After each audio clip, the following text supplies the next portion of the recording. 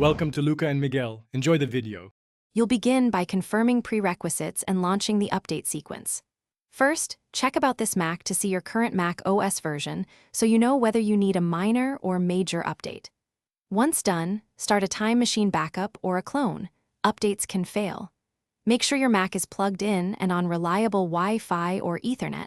Slow networks cause checksum errors. Now open System Settings or System Preferences and select Software Update to begin scanning for available updates. You'll continue by letting the system download necessary files.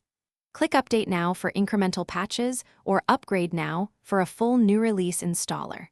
While the download progresses, pause large transfers and streaming so the file arrives intact.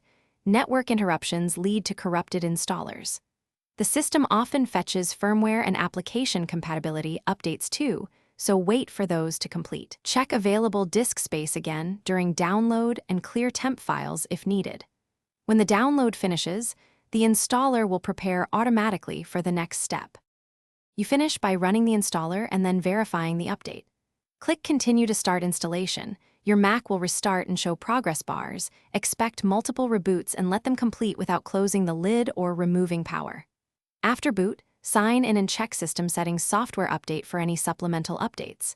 If apps need updates, open App Store or Settings to update them.